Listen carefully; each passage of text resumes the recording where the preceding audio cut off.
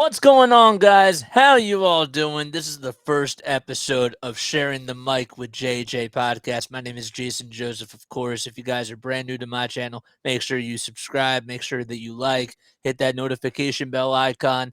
This is really cool because we have an awesome guest here today. Each week, what we're going to be doing is we're going to be interviewing somebody who's in the sports media business and somebody that comes on, whether they're a YouTuber, whether they do it through broadcasting. It doesn't matter what medium they do it for. We want to get as many people on from the business as possible and just get their stories, get their experiences, and have you guys get to know them a little bit. So without further ado, I got my man Brian Snow here, the founder of Snowman Multimedia. He does the Brian Snow Show. He also does Snowman in the Morning with Cole as well. Brian, how you doing? I'm doing well, my friend. I'm humbled and I'm honored to christen your podcast. I really, Oh, really appreciate it. hey, I just have to tell everybody out there, I really do appreciate you from so many different perspectives. Okay, we talk about advice, in the business. We talk about criticism and that type of thing. These types of conversations, having these deep types of conversations, it's just so important if you want to make it into the sports industry. And I think that a lot of people don't understand how much that truly does mean. And you've helped me out in so many different ways. And obviously, like we'll talk more about it. But I just wanted to say, like, thank you for being able to do that. My pleasure. My pleasure. I've had people help me over the course of my extended broadcast career, and the advice that most, if not all of them, gave me was to find a way to pay it forward. And the Right. best way I pay it forward is helping guys like yourself that break into the business, and they see me and they get to know me and they ask for advice, and I ask for advice also, because Yep. in this business, you always want to get better. The Of presentation can course. get better, your calls can get better, your delivery can get better. Everything can get better, with the right advice, with the right coaching. And sometimes, in my case, you just take an idea and you run with it. So I appreciate you as well, my friend. It really means a lot. You're definitely more of you, you're definitely more of a brother to me. And the more I continue to get to know you, Cole, and the rest of the gang, I just feel like I'm a part of you guys. And you guys have welcomed me in with open arms, and I just can't thank you enough for that. Hey, we share a lot of great memories together, but Yes, we do. You know what really ties us in to this business? Sports. Hmm. So, this is called sharing the mic with JJ. So, I want I want you to talk about like what your favorite sports moment was. I want you to share that with the rest of the audience and just talk about like what really got you in to sports in the first place. My dad. My dad got me into sports, and watching games with him and my mom and my sister. And the first sport I ever got into um, was football. And somehow Joe Montana made me a 49er for life when he hit Dwight Clark in the back of the end zone, and my whole family was watching it. And my dad went wild. I went wild. That made me a 49er for life, and that made me a sports fan for life. And then the following summer, I'm from Chicago. I went to my first Oh White wow. Sox game with Hmm. my entire family. And the first sport I really got hooked onto was baseball. Crazy enough, Right. because I went to a lot of White Sox games in '82. Yep. And then the All-Star game was the next year in '83. Fred Lynn hit the historic grand slam. Yep. I was hooked, and I was hooked to watching games with my dad, no matter what the sport. For a while, ABC had Monday Night Baseball, so I'd watch it with him until I had to go upstairs and go to bed and get a good night's sleep. And my dad would always tell me have a good sleep, and I'll never forget my dad's final words. My dad's final words to me were, "You stay busy," and it was that day where I made a decision, because I had a wedding to go to. But I called my friend Rusty, and I said, "You know what? after seeing my dad and the condition he's in, I've got to be in the booth. I got to call a baseball game, and that's what I did. And since my dad got me into sports, and I've heard some great voices over the years, I had a simple philosophy: if they can do it, so can I. Absolutely. I mean, that's exactly what the philosophy should be. I do want to get into your family background in just a little bit, but while we're on this whole like sharing, while we're on this whole sharing topic, I want I want to ask you. Okay, you've called games. You've called a lot of games before. Hmm. Okay, um, do you have like a favorite color commentator that you love sharing the mic with, or just a favorite host that you love sharing the mic with? Well, my favorite co-host right now is Cole Johnson Yeah. because I figured I figured he's it had to be brought cool. so much organization uh, to not just my show but my company, and he, in a way, drew a hard line in the sand about being consistent. And that is when I realized I didn't he didn't even ask to be brought aboard. I just knew that I couldn't do it by myself anymore. Right. And I had so much weight on my shoulder when I brought him aboard. He wasn't just my first call, he was my only call. And I've shared the mic with so many people over the years. I can't just pin one color commentator that I've had fun with. I've shared the mic with men and women. They've all been fantastic. Right. The games and the students really do it for me. And whoever I share the mic with who is there with me, so we have a lot of fun doing it. Doesn't matter who it is.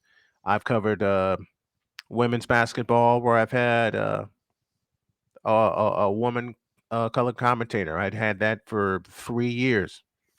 Some of the best, Wow. some of the best times.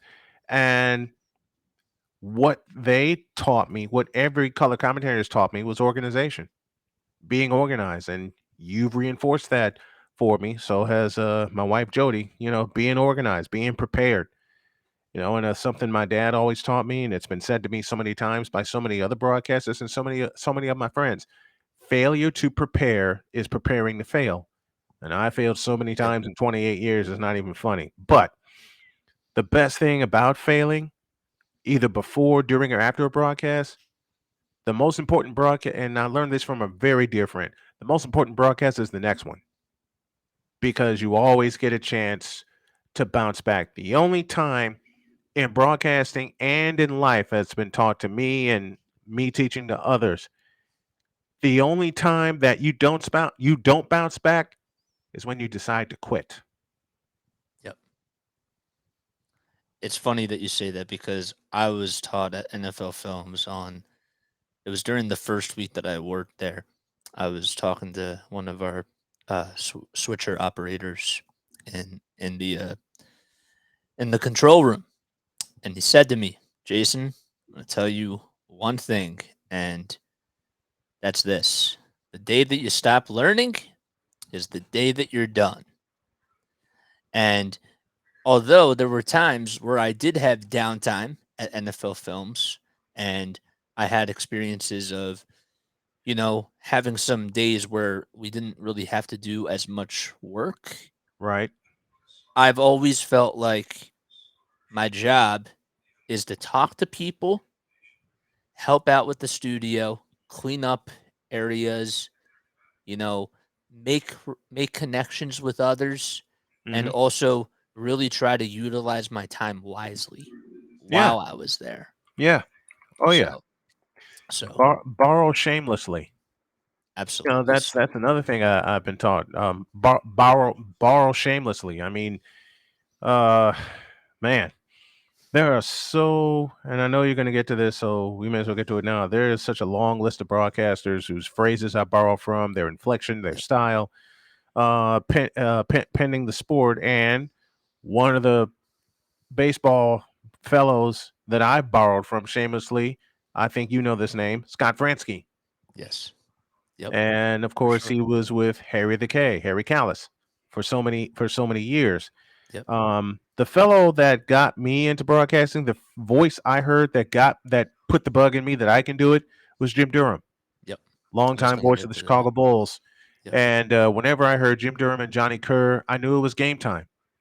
Everybody has that pair that they knew whatever the sport it is. Okay, it's time to go. It's time to be in front of the television or have the radio, or you do what we do: mute the television, turn off the radio call. Produce your own simulcast. Yep. And I listen. There are so many times the Bulls were on CBS on a national broadcast on a Sunday, Yep. and I love Dick Stockton. Don't get it wrong. I love Dick Stockton. I still turned down the radio and turned up Jim Durham's call. For sure. No, I still, absolutely. I, I still did that. No, and I think it's really cool because you get a different perspective, and Mhm. also the one thing I also really like about it too is that radio. I feel like there's more, even though it's more about the play-by-play announcer. There's still more. Uh, I I feel like I feel like when you're listening to the radio, you focus more on the features, you focus more on just the imagery of the game rather Mhm. than on the TV side because of all that, you know? You Know what I'm you saying? hit you're hitting the buttons for me because that's the big thing. You are the conduit to the fan who cannot be in front of a television. Correct. Okay, you have to paint the picture. You Yep. have to paint the picture. That means follow the ball or the puck when it comes to hockey. Where is it? I'll use basketball as an analogy. Left of the key, right of the key, top of the circle, Your left side. baseline, right baseline, low right, low left. All the terms I've Yep. learned from listening to Jim Durham call basketball games, I've used to this day, Yep. and Elbow. it's basic, Yep. but it works. It does. No, absolutely. It definitely does. And look, I want to talk a little bit more about like the whole broadcasting stuff and and that type of thing. But I think that the best way that we should probably get started with this whole thing is just talk a little bit more about your dad.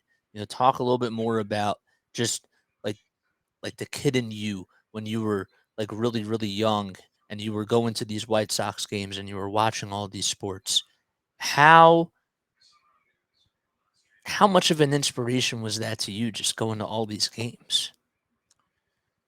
It's still an inspiration to this day, knowing that my dad got me into it.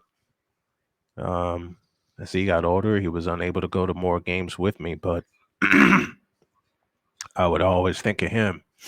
And then when I got into broadcasting, I thought of him even more because he inspired me.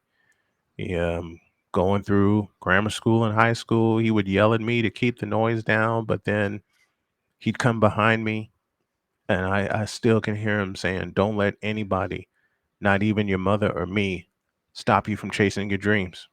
He stressed that to me every day, especially during the difficult days of things that I was going through in life. I would just hear him saying,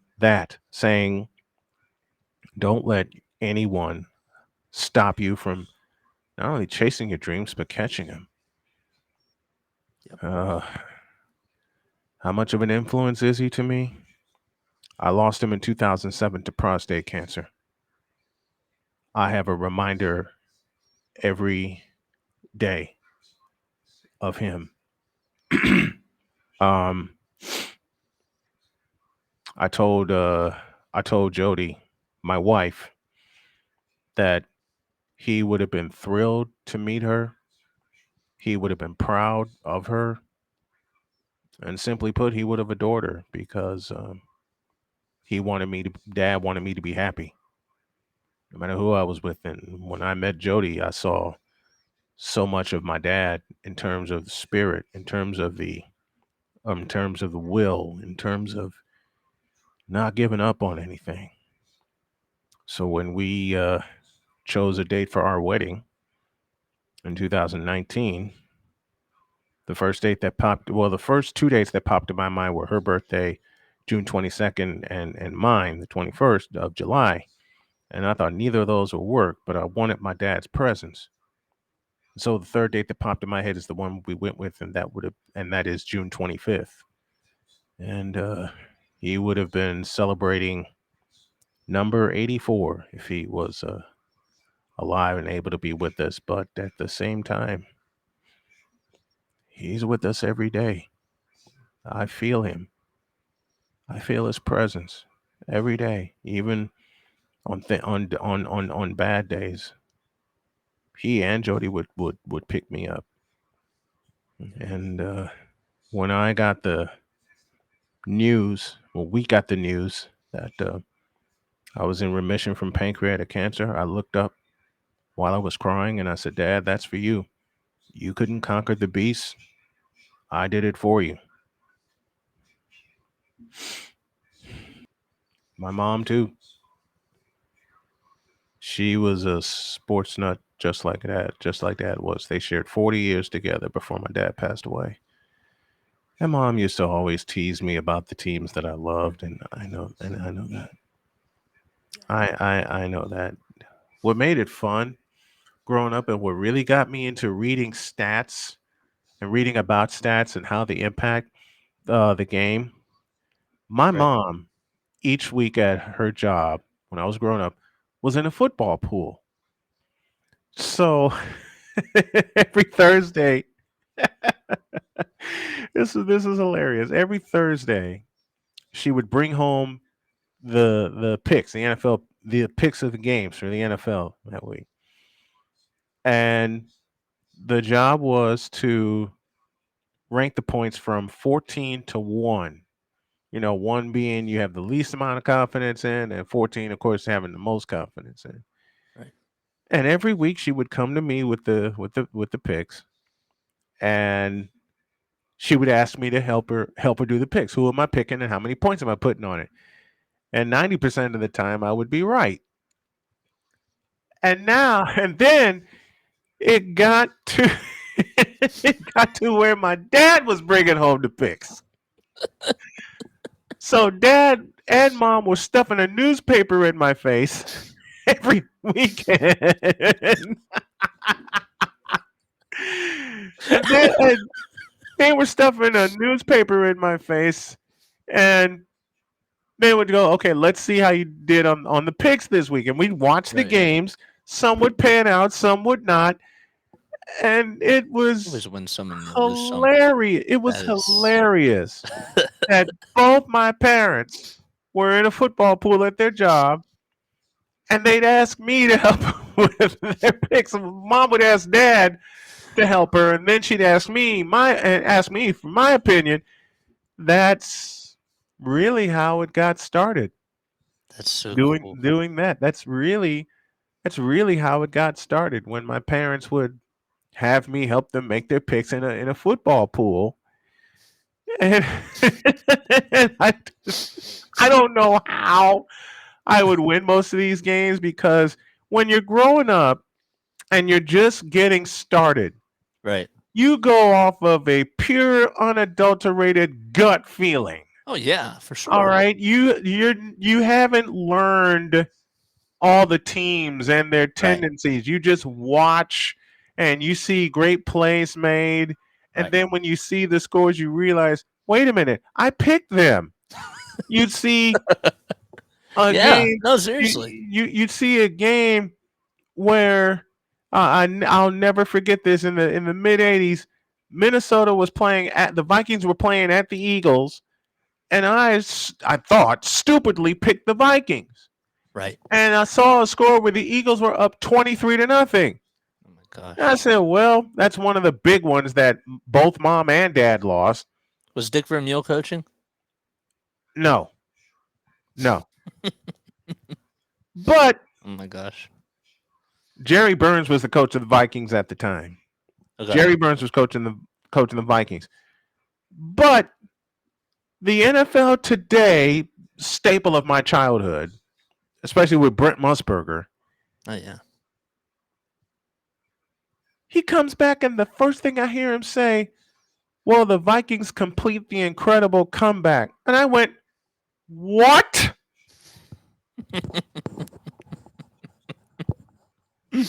They beat Wow. Philadelphia 28-23. Yep. And I hear Brent say 28 fourth quarter points. And we're all looking and going, what? Yep. Yep. When Yeah. you get started, you go off of a pure, unadulterated gut feeling. Of course. You go off of a feeling because you're just growing up. You're just getting into the game. You're just getting into the sport. You're just learning about the teams and the coaches and the offenses and everything. Sure. Yeah. No. Somehow my gut It's- feeling became the source for not only my parents doing a pool, but my aunts would do a pool. My teachers in high school would be in a pool, and to say that for football that my reputation of being right on most of my picks preceded me would be an understatement. But that's how it started for me with my parents. Wow. You know, asking me to do their picks for them because they don't know what's going on, and I'm the stat rat. I'm Of the course. sports nerd Right. in the family, and my wife calls me such. You know, she tells me all the time, "Look, I'm not as big a sports nerd as you, but I support what you do 100%," which makes me blush. And well, she does, man. I mean, Yeah. like I said, I'm which makes sure. me blush. And We'll talk about Jody. I've We'll talk always about been a Jody. sports nerd. Yeah. I've always been a sports nerd. That's how it got started for me. So I want to flash forward. Okay. All So, right. you know, you go to your first broadcasting booth. Okay. Mm-hmm. Um, when when did that occur? At like what time of your life did that happen? Um, just from visiting, and how did you feel in that moment when you were in the booth with the announcers and with the other people that were behind the scenes, if you will? Oh man, the first game I ever called was 1995 at Chicago State University when my friend Kevin had checked out a camera because he was going to film the basketball game that was playing that night with Northern Illinois and Chicago State. And I looked at Kevin, and somehow, you ever see something and you just get a wild idea? Oh, for sure. That happens to me all the time. I said, Kevin, can you check out a microphone with that camera? And Kevin gave me this evil smile. He was like, "You're up to something." I said, I just want to try something. Maybe it'll enhance your class project." And he said, "All right, let's go for it." So we get the microphone, and we go to the arena, and lo and behold, Craig Hodges, NBA sharpshooter, Yep. two-time champion, was the coach of Chicago State.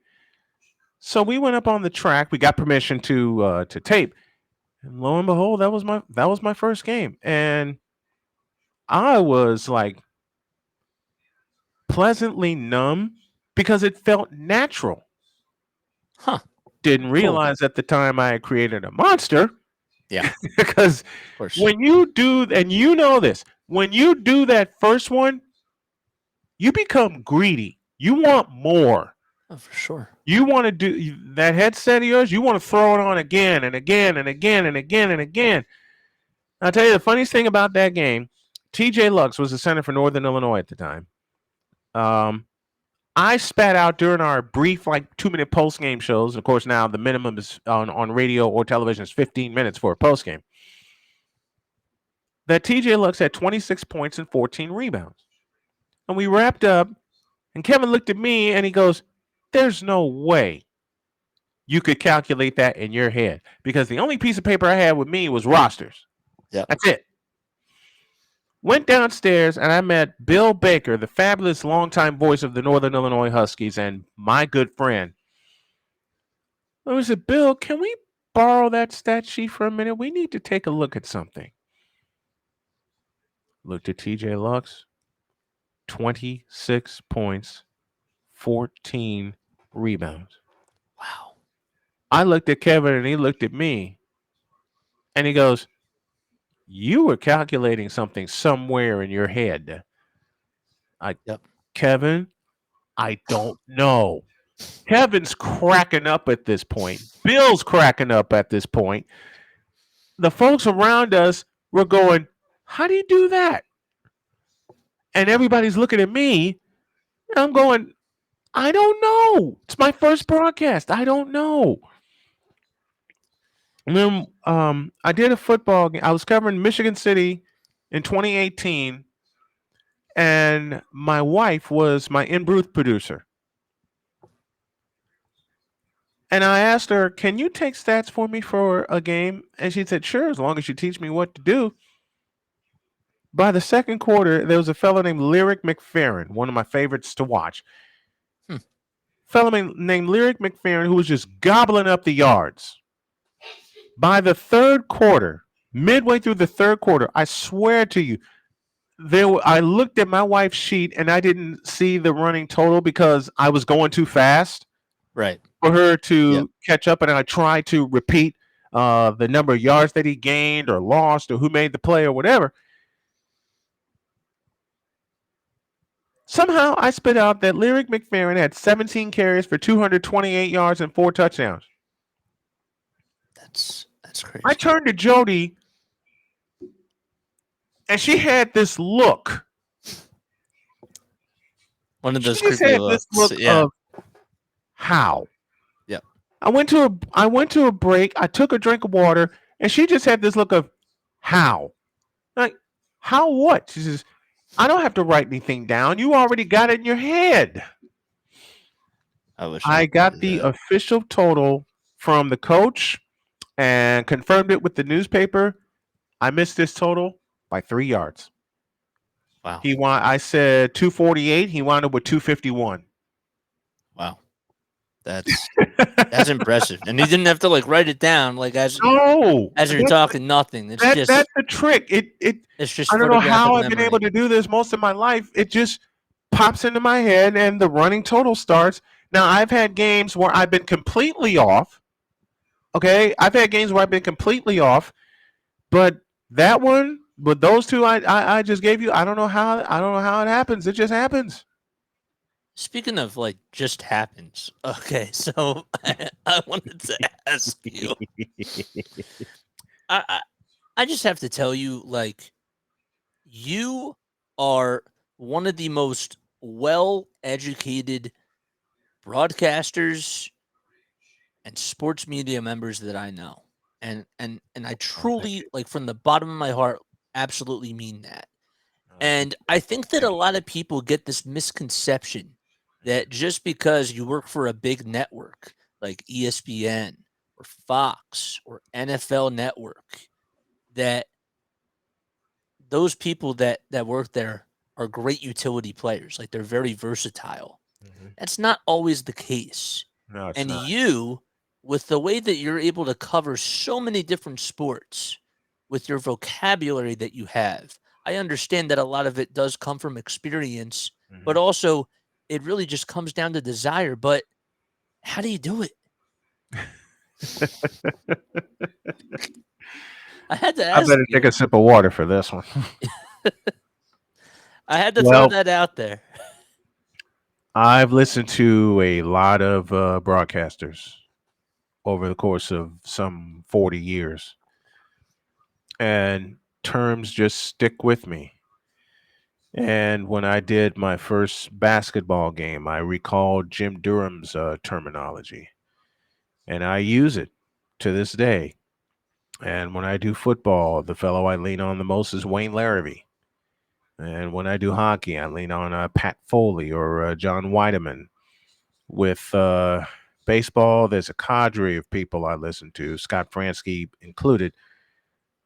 But the person I lean on the most is John Rooney, who was with the White Sox for 18 years.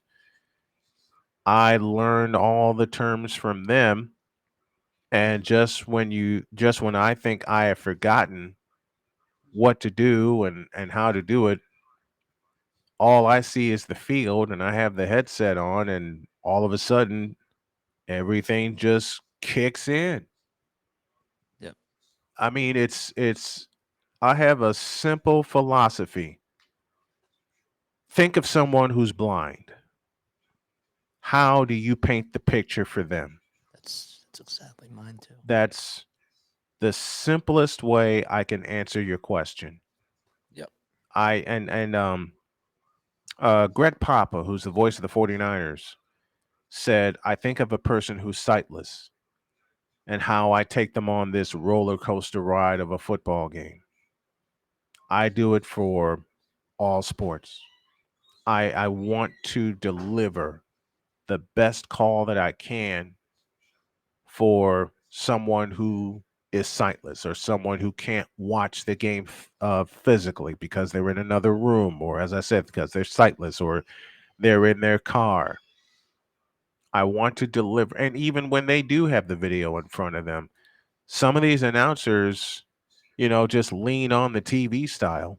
Not me. I lean on the sign. I've been a simulcast style broadcaster thanks to folks like Jim Durham and Hot Rod Hundley for a long time for the Utah Jazz, and Kevin Calabro for a long time with the Seattle Supersonics, John and Miller. so many others. Yep. I lean on them.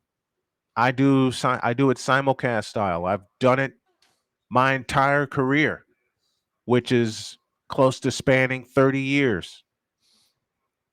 The one of the besides John Rooney, one of the multi-sport voices I leaned on was Jack Buck, Good one. because for Very good years one. Jack Buck did Monday Night Football Yep. when it was on CBS radio. He did Monday Night Football, and plus, of course, he was the longtime voice of the St. Louis Cardinals. Yep. That's how. So many years of listening, and to this day, I'm still a sports radio rat. I listen to radio play by play as much as I can and pick up as much terminology as I can. Everything evolves. Everything evolves, and I want to be sure that I'm up with the times, that I'm up on game, and uh, give my absolute best for everybody that's involved. But what I would do at home is practice. Yep. My mom got a tape recorder, a Walkman that had the tape player and the tape recorder, and my mom got it, and I got a hold of it. Yeah. I got, No. a, I got a hold of it to the Oh point where one of my Christmas presents was a stereo that had a tape recorder, my gosh. but I ran out of tapes. Oh, of course. Of course. I ran out of tapes. Oh gosh. And in no uncertain terms, my mother told me I cannot borrow any of her tapes to record any more Bulls games because all my tapes were full of Bulls games. Do you Like, still have now those what? tapes? Huh? Do you still have those tapes? I wish I did. Oh my gosh. I wish I I, did. I I was have gonna the say memories though. that's yeah. I have the memories are tape enough for me. But you know what my dad did? My dad pulled a fast one on my mother and me because he yelled at me not to use my mother's cassette tapes. I'm like, doggone it.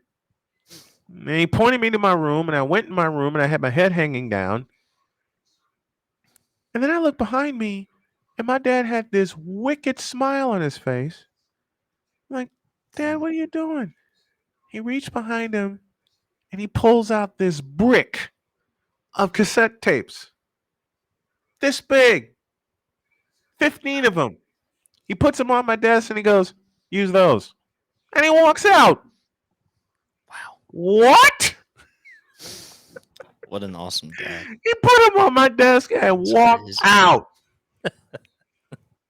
Now it's gone from tapes. Now it's gone to CDs, and then Yeah. micro cassette recorders, and now we're on to digital recording. I mean, most of my life, 3/4 of my life, I can tell you, I was recording something Yep. and working on my voice and working on my inflection and working on using different words. The strangest thing I can tell you, what got me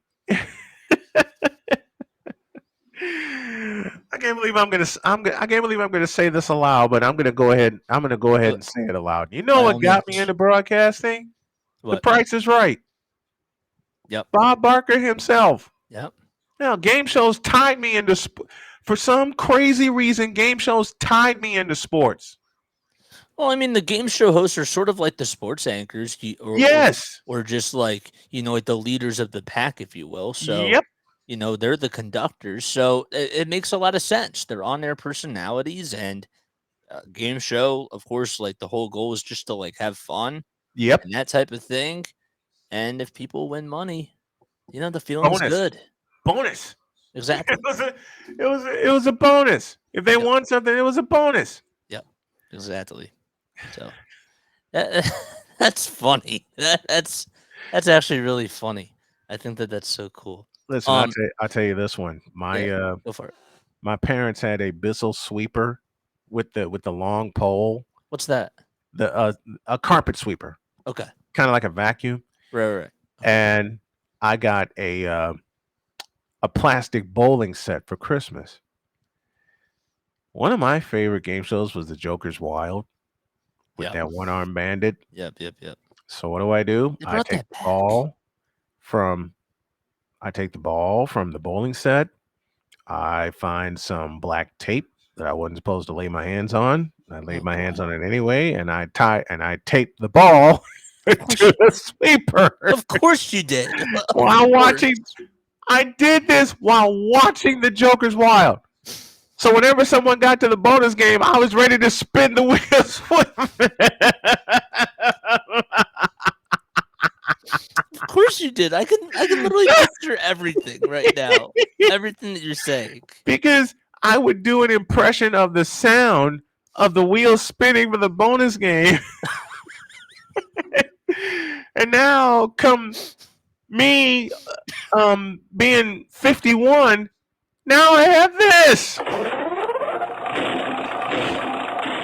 Oh And my it gosh. ignites all the memories. That's so funny. Wow. I'm speechless. I'm speechless. Did I get in trouble for it? You better believe I did. Was it worth it though?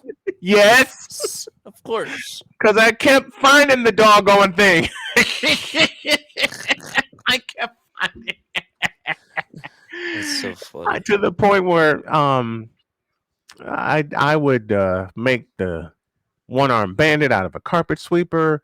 My dad had these special pants hangers for his pants. I'd rip them apart, turn them into microphones using yarn from my mother's room, from my mother's sewing station. Right. Everything I saw was a microphone. It was some sort of microphone, and it was tied into a game show or to a sportscast. Everything was a microphone. That's so funny. Wow. everything, everything was a microphone. And then I wound up getting a microphone in high school, a real live microphone. Oh my gosh. That is so funny. Before I let you go, I do want to talk a little bit, and well, I want to give you the floor and have you talk a little bit about the Snowman Stadium tour, okay?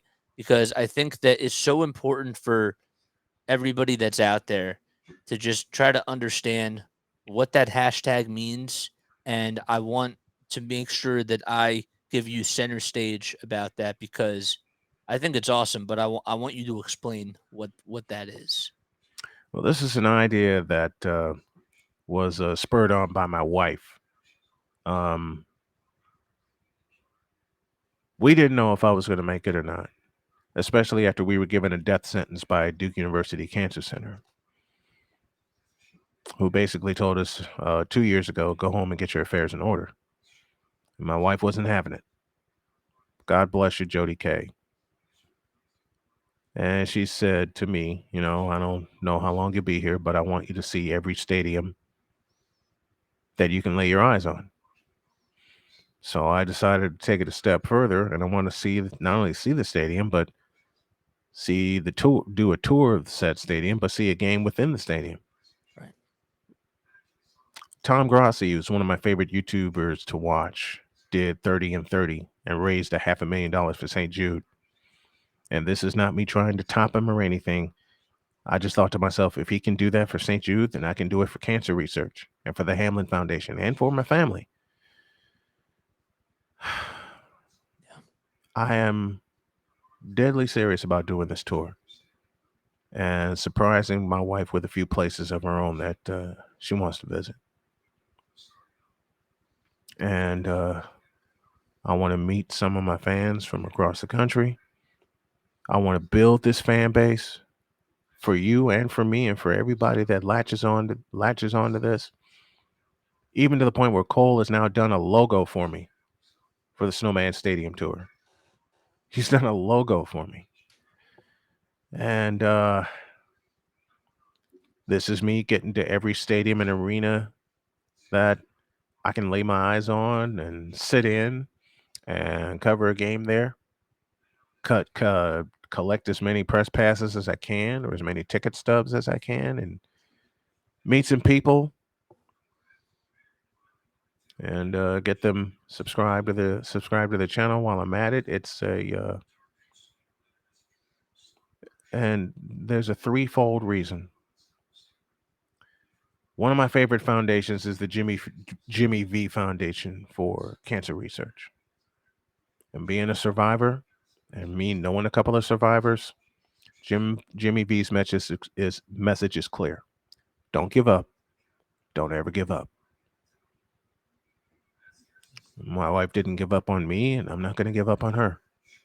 After she blatantly told me, I feel like you've quit, that turned the light on for me. And now I'm going to put a fundraiser out there to bring in some money for some basics so we can launch this stadium tour. And whatever money we raise on the tour will be split three ways between my family, the Damar Hamlin Foundation, and the Foundation for Cancer Research. When I first thought about doing this podcast, okay, I've been reaching out to people, but I thought, you know what, for the very first episode that I do, there's nobody else that I would reach out to than Brian, because Brian has really just been there for me. He found my channel. He's been reaching out to me. He's been very open, and he's always willing to help. And as soon as he opened up to me, I had to open up to you too. And I thought, this is a really great way for me to get better at interviewing. And of course, I'm gonna look back at the tape and I'm gonna say to myself, well, I could be doing this better. Well, I could be doing this better. But I just knew that you were the perfect candidate just to come on here, and I'm so happy and honored that you said yes. And I just want to say, I don't even think a thank you does it justice, but I want to express my gratitude from the bottom of my heart and just, you know, give you a hug and just thank you. Well, the honor and the pleasure is all mine, my friend, to Yes. christen your podcast and just have a great conversation with you, and to continue to learn from you, and have you continue to learn from me, and we help each other, and that's what a brotherhood and a friendship is all about. So I thank you from the bottom of my soul. I am humbled and I'm honored to christen your podcast. Thank you so much. Guys, make sure that you go follow Snowman Multimedia on all the social media platforms that are out there, including YouTube as well.